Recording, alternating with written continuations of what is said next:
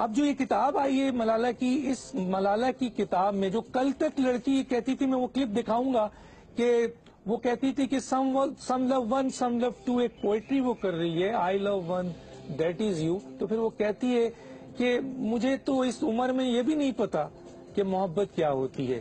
وہ ملالہ چند دنوں بعد پوری دنیا میں اسپیچ کر رہی ہے. وہ ملالہ جس نے اتنی بڑی کتاب لکھ دی ہے اور اس کتاب کے اندر نظریہ پاکستان، اسلامی قوانین، اللہ، رسول اور ایٹمی نیوکلیر، پاکستان کا اسٹیٹس، انسٹیٹیوشن، پاکستان کی آرمی، پاکستان کی آئی ایس آئی اور دنیا بھر کی اسٹیٹمنٹ اس میں موجود ہے جو ملالہ نے لکھی ہے. وہ ملالہ جس کو چند دن پہلے یہ نہیں پتا تھا کہ محبت کس کو کہتے ہیں. میں دکھاؤں گا. اس کے اوپر پاکستان کے ایک نامور رائٹرز ہیں مرزا کاشف علی، انہوں نے اس کا توڑ، اس کی جواب دیا ہے اور اس کتاب کا انہوں نے جواب دیا ہے. اس کا نام ہے آئی ایم ناٹ ملالہ، اور انہوں نے ان چیزوں کو ہائی لائٹ کیا ہے کہ ملالہ نے اس کتاب میں نظریہ پاکستان کی بے حرمتی کی ہے، اس کتاب میں اسلامی قوانین کی، ایون کہ خدا،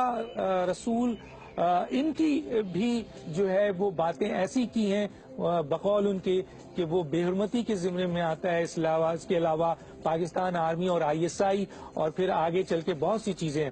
تو ہم جو ہمارے ساتھ آج گیسٹ ہیں ان کا تعارف ہم کرائیں گے اور ہم پوچھیں گے اس گیسٹ سے، کاشف مرزا صاحب سے، کہ وہ بتائیں کہ آخر اس کتاب میں ملالہ نے واقعی یہ تمام چیزوں کی جو ہے وہ بے حرمتی کی ہے اور اس کا مقصد کیا ہے، اور اس کتاب کو کس نے لکھا ہے اور اس کتاب کے پیچھے کون لوگ اور کیا مقاصد ہے اس کتاب کا. کل تک جو بچی کو یہ نہیں پتا تھا، آج اس کتاب میں اتنی بڑی بڑی باتیں ہیں. ہم دکھاتے ہیں، انہوں نے ہمیں یہ چیزیں دی ہیں، ہم آپ کو ٹیمپلیٹ میں دکھائیں گے اور پھر ان سے یہ سوال کریں گے. سب سے پہلے میں آپ کو گیسٹ کا تعارف کرا